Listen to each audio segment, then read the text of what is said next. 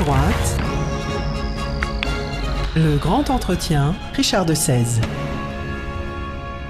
Bonjour Richard de Sèze. Bonjour Liselotte et bonjour à tous les auditeurs. Merci d'être avec nous. Roger Chudeau, vous êtes député Rassemblement National de la 2e circonscription du Loir-et-Cher. Qu'est-ce qui vous a étonné dans la déclaration de politique générale de François Bayrou ?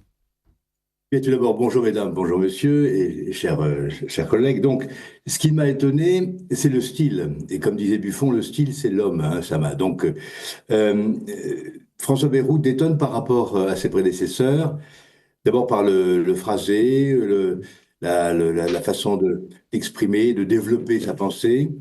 Et je veux dire que ça n'est pas le côté le moins sympathique du personnage.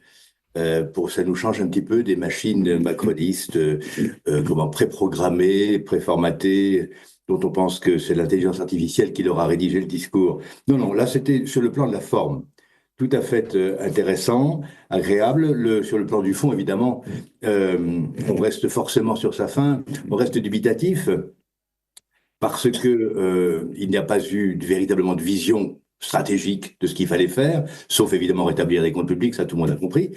Mais sur le plan de l'école, par exemple, j'y reviendrai peut-être, puisque c'est une de mes spécialités, on a des énumérations de problèmes assortis de commentaires éclairés, voire littéraires, mais on n'a pas de politique générale, à proprement parler, voyez-vous.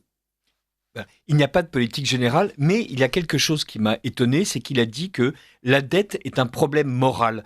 Christophe Boutin, vous êtes docteur en sciences politiques. Est-ce que le fait qu'un Premier ministre nous explique que la dette est un problème moral, c'est le retour d'une vraie dimension politique par rapport à la politique politicienne de ces dernières mandatures ? Ce qui est intéressant, c'est la dualité de la dette chez François Bayrou. Il a dit effectivement, vous avez raison, que la dette est un problème moral. Pourquoi ? Parce qu'il ne veut pas faire porter sur la génération future notre quotidien, ce que nous allons prendre, notre endettement pour notre quotidien.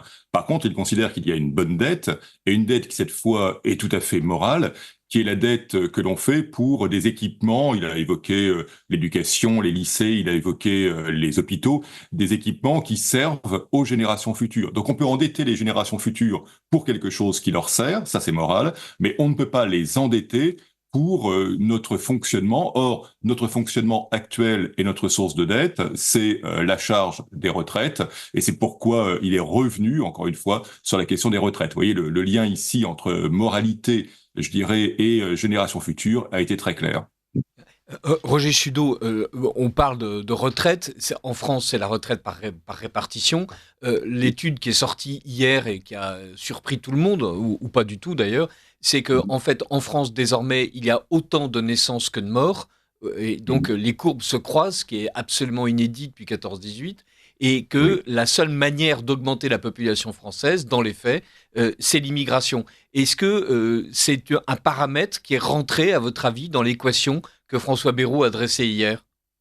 Clairement non, puisqu'à un certain moment, il a évoqué la démographie, il n'a parlé que de la vieillesse, essentiellement. Si j'ai bonne mémoire, vieillesse et protection de l'enfance. Il n'a pas eu un mot sur une véritable politique familiale en France qui permettrait précisément de redresser la courbe démographique désastreuse que nous connaissons aujourd'hui.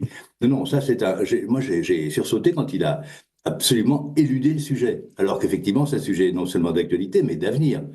Et là, c'est ce que je vous disais, il n'y a pas de politique générale, il n'y a pas de vision stratégique chez François Bayrou. Il y a juste une vision qui consiste à durer. Durer. Guillaume Bernard, vous êtes vous aussi professeur de sciences politiques. Et est-ce qu'il y a dans le côté Bayrou, donc j'ai salué tout à l'heure sa moralité, mais il n'y a pas malgré tout quelque chose d'hyper politicien dans le fait de dire ça y est, on va enfin mettre de la proportionnelle, ça y est, on va enfin avoir la banque publique de financement des partis politiques ? Alors, vous êtes figé. Je crois que Guillaume est bloqué. Il y a un problème de connexion, me semble-t-il. Oui, mais est-ce qu'on vous entend ? Oui, je vais me reconnecter. Voilà. Non, mais on vous entend très bien, donc c'est pas grave. Écoutez, je suis désolé. Effectivement, Chris Boutin se moque de moi. Je ne sais pas si vous m'entendez, mais Christophe Boutin se moque de moi. Parce qu'effectivement, il sait bien que je fais partie de ceux qui ne sont pas nécessairement très enthousiastes à l'idée de voir de la proportionnelle arriver pour l'élection des députés. Est-ce que vous m'entendez Oui, bien? oui, c'est parfait. Et nous sommes suspendus à vos lèvres. Ah, parfait, pardon, très bien. Pardonnez-moi. Moi, je dois dire que je pense que la proportionnelle à laquelle François Bayrou croit, il l'a toujours défendu, n'est essentiellement qu'une arme pour essayer de ratisser, pour d'éviter la censure. Et pour essayer de désolidariser, il l'a implicitement dit, le Parti socialiste du reste de la gauche. Et en particulier que ce Parti socialiste n'ait pas besoin d'une alliance électorale avec LFI pour pouvoir obtenir un certain nombre d'élus. Moi, ce que j'ai constaté, c'est que Bayrou est sans doute plus fin stratège qu'on ne l'imagine, malgré une forme décousue, malgré, ça a été dit, je dirais, des hésitations, un certain style très personnel, jouant, je dirais, de son handicap dans l'élocution. Il est beaucoup plus subtil et il a dit, me semble-t-il, beaucoup plus de choses qu'on ne le voit. Hein. Par exemple, sur la rappelez-vous, il a bien parlé du fait que les retraites étaient financées par les cotisations sociales, c'est vrai pour les retraites du privé, et par l'impôt pour ce qui concerne la rémunération à vie, et non pas les retraites, des fonctionnaires d'État. Il a parlé d'une Europe stratégique, ce qui laisse entendre le fait qu'il va défendre évidemment le rapport Draghi et donc vraisemblablement la renégociation des traités européens pour favoriser eh bien, une plus grande fédéralisation de l'Union européenne. Je crois que Bayrou, sous des airs de quelqu'un qui n'y touche pas trop, qui hésite, qui est prêt à revenir sur certaines choses, si jamais il se trompe, a-t-il dit, ou si jamais il n'y a pas de majorité sur une proposition, est en fait plus précis que on ne le dit depuis hier soir. Merci beaucoup Guillaume Bernard de nous dresser le portrait d'un François Bayrou beaucoup plus intelligent qu'on ne le pensait. Et Christophe Boutin, est-ce que vous avez l'impression que toutes ces potentialités que Guillaume Bernard a décelées dans le discours de François Bayrou vont lui permettre soit de gouverner, soit d'échapper à la censure, ou malgré tout, peut-être insensible à l'intelligence que son discours recèle, les gens vont continuer à fonctionner avec lui comme avec les ministres précédents? La vérité, c'est que je me suis tellement ennuyé à écouter François Bayrou que j'ai passé sur l'autre chaîne. C'est-à-dire que je suis allé écouter le discours lu par Elisabeth Borne au Sénat, ce qui m'a permis d'ailleurs de gagner du temps, parce que Borne avait en gros 10 minutes à un quart d'heure d'avance sur Bayrou. C'est vrai qu'elle n'a pas les problèmes de l'Assemblée nationale et qu'elle n'a pas les bruits d'oiseaux permanents venant de l'extrême gauche, mais enfin, c'était tout aussi clair et tout aussi bien expliqué. François Bayrou, hier, a enfoncé, il a fait un discours de généralité politique, mais c'est un peu aussi un discours de politique générale. Il a enfoncé les portes ouvertes, je veux dire, nous dire qu'il y a une dette, jusque-là, c'est pas une grande surprise, nous dire que la dette a été creusée par tous les gouvernements précédents, on n'a pas eu l'impression non plus d'une grande surprise. Et ensuite, on a eu un listing assez étonnant du style alors voilà, il y a un problème écologique, il faudrait protéger la biodiversité, qui s'en douterait, il y a un problème dans les transports, on pourrait créer un comité des transports, pourquoi pas un comité de plus, le même qui venait de dire quelques instants auparavant qu'il y avait trop de comités, en recréer ensuite allègrement. Dans le domaine de la démographie, ça a été très bien dit par monsieur le député à l'instant, dans le domaine de la démographie, on a parlé vieillesse, on a parlé petite enfance. François Bayrou, à la fin de son exposé, s'est félicité que la France soit un pays jeune, sans se poser la question de savoir si toute cette jeunesse se trouvait bien française. Enfin bref, voilà... on a eu un discours j'entends bien ce que dit Guillaume Bernard. C'est vrai qu'il y a peut-être des éléments clairs dans ce discours, mais les éléments clairs dans ce discours sont des éléments qui auraient plutôt tendance, à titre personnel, à m'inquiéter. Guillaume Bernard a très justement relevé la question de l'Union européenne. une Union européenne dans laquelle François Bayrou nous a fait un listing, hein. On part de Charles de Gaulle, Monnet, Schuman, VGE, jusqu'à Emmanuel Macron. Je garantis pas que Charles de Gaulle aurait été très heureux de se trouver dans cette construction européenne, ça c'est autre chose. Et donc, effectivement, comme le dit Guillaume Bernard, il a appelé au soutien du rapport Draghi, c'est-à-dire qu'il a appelé au soutien d'une évolution vers une Europe fédérale. C'est clair et net. Par ailleurs, lorsque il nous expliquait, on parlait de la dette morale à l'instant avec vous, cher Richard de Sèze, lorsqu'il a expliqué qu'il allait falloir financer de nouveaux projets et que pour cela, on allait continuer à brader les actifs immobiliers, c'est-à-dire à vendre les bijoux de famille comme on le fait depuis allègrement depuis maintenant des décennies et notamment depuis l'arrivée au pouvoir d'Emmanuel Macron, ça peut être inquiétant. Lorsqu'il a évoqué l'entreprise et le soutien à l'entreprise, on s'attendait, enfin du moins je m'attendais à ce moment-là, de la part de quelqu'un qui est enraciné dans les territoires, qui me parle des PME, qui me parle de l'artisanat. Mais non, il m'a parlé de quoi? Il m'a parlé des multinationales. Les multinationales qui sont en quelque sorte, à la suite d'une lutte darwinienne, les poules aux œufs d'or de l'économie française et qu'il ne faudrait surtout pas taxer. Donc, vous voyez, dans le discours de François Bayrou, j'ai été, enfin, encore une fois, lu par Isabelle Borne, c'est vrai, mais c'était le même. Hein. J'ai été parfois un peu surpris et je reste un peu dubitatif. Monsieur le député, vous aviez tout à l'heure souligné, et c'était fair-play de votre part, à quel point François Bayrou s'exprimait mieux qu'un député LFI moyen. Malgré tout, voilà, entre le fait qu'il ne parle pas des PME, entre le fait qu'il a l'air d'ignorer qu'il y a un problème démographique en France, entre le fait que l'immigration n'a l'air de n'être qu'un souci de proportion et non pas un souci fondamental.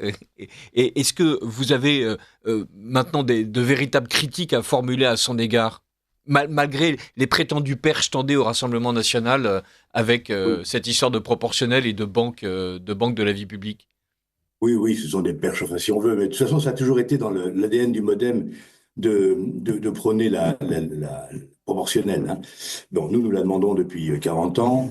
Nous souhaitons évidemment qu'elle soit assortie d'une prime majoritaire pour éviter comment dirais-je, toute instabilité parlementaire.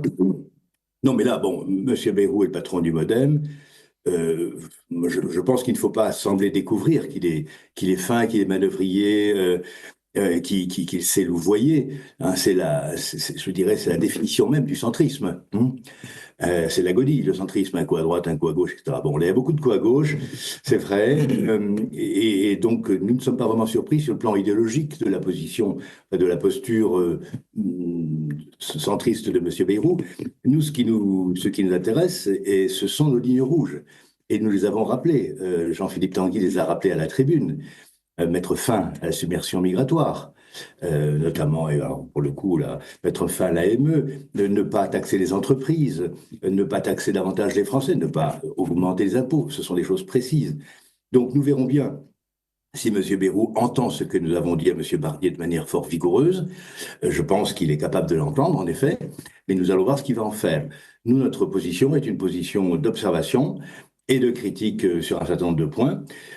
Par exemple, moi je voulais parler de l'école, franchement, la liste à l'après-vert qu'il a dressée sur la question scolaire ne définit pas une politique éducative, pas du tout. C'est juste une sorte de cahier des charges pour Madame Borne, qui n'y connaît rien de son propre aveu, et qui va devoir se débrouiller avec cet inventaire. Donc, si vous voulez, nous, c'est wait and see, hein. Alors, attendre et voir. Guillaume Bernard, est-ce que vous avez l'impression que la censure est au bout du chemin? LFI a déposé une motion en faisant exprès qu'il n'y ait que 58 députés qui la signent pour pouvoir en signer moult pendant toute la durée que Bayrou sera au pouvoir. Et est-ce que on a l'impression que, au moins dans un premier temps, Bayrou va sauver sa tête? C'est plus que vraisemblable, mais on ne sait pas pour combien de temps. C'est plus que vraisemblable parce que Bayrou a plutôt chassé à gauche lors de ce discours de politique générale. Vous remarquerez que pour ce qui concerne l'immigration, eh bien, il n'a pas dit un mot, ce qui laisse entendre que, eh bien, c'est remis aux calendes grecques, voire totalement abandonné. La loi immigration que le ministre de l'Intérieur, Bruno Retailleau, avait annoncée. Donc, a priori, avec la proportionnelle, le fédéralisme, on n'a pas parlé des collectivités territoriales, mais il a également annoncé un statut spécial, encore plus spécial pour la Corse. Le fait de ne pas vouloir prendre à bras le corps la question de l'immigration, on peut penser que son objectif hier était avant tout, dans le fond, la neutralité du Parti socialiste, qui naturellement, par la voix de Boris Vallaud, a critiqué Bayrou, mais on peut vraisemblablement imaginer que le Parti socialiste ne mêlera pas ses voix à la motion de censure de LI, et que donc, a priori, elle ne devrait pas passer donc dans 2 jours. Il a donc pour l'instant sauvé sa tête. On verra bien combien de temps cela durera. Mais je pense sincèrement que la capacité de François Bayrou à être un centrisme dans le fond par synthèse, c'est-à-dire de prendre de chaque côté et non pas simplement d'être un centrisme, je dirais, par rejet des extrêmes, comme l'avait été Emmanuel Macron, peut-être lui donner une certaine espérance de vie, parce que la prochaine censure, elle va effectivement être très lourde de conséquences. Et je ne suis pas certain que tous les partis politiques soient immédiatement prêts à vouloir effectivement semer le désordre. Moi, sur le principe, j'ai rien contre, je dirais parfois un désordre, mais encore faut-il être conscient, je dirais, des conséquences, et notamment du fait que, a priori, Emmanuel Macron ne démissionnera pas. Donc, si l'objectif c'est d'avoir une élection présidentielle, c'est pas en censurant le Premier ministre qu'il y aura une élection présidentielle. Le seul moyen, me semble-t-il, pour que Emmanuel Macron quitte l'Élysée, c'est qu'il y ait un mouvement social de masse extrêmement dur, type gilet jaune puissance 2 ou 3, là peut-être qu'il y aura cette conséquence-là, mais pour l'heure, je crois que François Bayrou a sauvé sa tête. Alors Christophe Boutin, justement, François Bayrou a expliqué que les Gilets jaunes avaient été prétendument écoutés, mais qu'en fait on n'avait rien fait des cahiers de doléances. Est-ce que ce n'est pas la seule surprise dans un discours qui, pour ma part, m'a paru être du macronisme pur jus? En fait, chacun vous avez souligné le fait que l'immigration n'était pas un souci pour lui, ni pour Macron, que les PME n'existaient pas, pour Macron non plus, que les multinationales devaient être servies. C'est l'idée de Macron. On a l'impression que Bayrou, en fait, nous sert un Macron sucré, enfariné, douillet, et qu'il y a un cœur de Macron vénéneux, venimeux et amer au milieu d'une boule de pâte bérouesque. Et est-ce qu'au bout du compte, il n'y a pas dans juste cette idée d'écouter les Gilets jaunes la seule véritable critique faite à Emmanuel Macron et peut-être le seul espoir d'une véritable démocratie? Mon Dieu, quelle touchante confiance. Mais pourquoi pas. Effectivement, François Bayrou a une formule assez curieuse sur les Gilets jaunes. Il a dit les Gilets jaunes que nous avons tous connus, nous tous, et que nous avons tous négligés. Et des Gilets jaunes, a-t-il dit, qui montraient une division entre eux, et c'est la formule qu'il a employée, ceux qui comptent et ceux qui ne comptent pas. Or, entre ceux qui comptent et ceux qui ne comptent pas, tout le monde aura effectivement un peu en arrière-son les approches macronistes sur ceux qui comptent, ceux qui peuvent travailler à la rue, la Startup Nation, et puis le reste.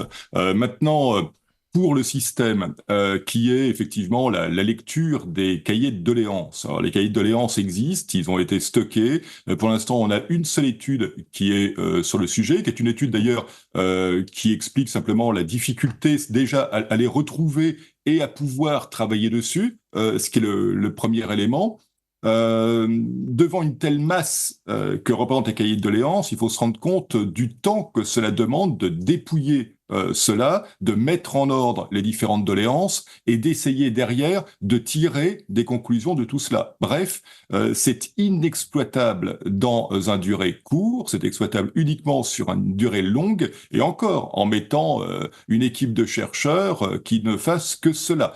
Autrement dit, c'est encore une fois, mais comme le fait depuis le début François Bayrou, et comme il annonçait d'ailleurs qu'il était bon de le faire avant même d'arriver à Matignon, François Bayrou disait, sur certains sujets, il est surtout urgent d'attendre. Eh bien, je crois qu'on est dans cette urgence d'attente avec les Gilets jaunes comme avec le reste. Bien sûr, François Bayrou a l'air de découvrir les travaux de Guy Luy, la différence entre les métropoles et la France périphérique, ce qui est un peu étonnant pour quelqu'un qui ne cesse de nous rappeler son ancrage territorial, le fait qu'il se ressource très régulièrement et dans le Béarn et dans le conseil municipal de Pau. Mais enfin, c'est une évidence, je crois, pour tout le monde qu'il y a une rupture. Il appelle à la réconciliation entre les métropoles et la France périphérique. Il ne dit rien de ce qu'il va faire sur le sujet. Monsieur le député, c'est quand même un peu étonnant qu'une déclaration de politique générale de quelqu'un qui était un haut commissariat au plan, qui était censé avoir une vision stratégique, soit justement l'une des déclarations qui en manque le plus. On a une espèce d'état de la France telle qu'elle est et d'état de la politique telle qu'elle va continuer, sans qu'il y ait à un seul moment une véritable vision. Il y a quelques formules démocrates chrétiennes qui paraissent aimablement frappées, mais sinon, voilà, la France elle-même paraît ne même pas être un horizon. Oui, en fait, je reviens sur ce que je disais au tout début, à savoir que cette déclaration de politique générale est en effet, d'une certaine manière, un tissu de généralité et une aimable conversation autour des problèmes que nous affrontons.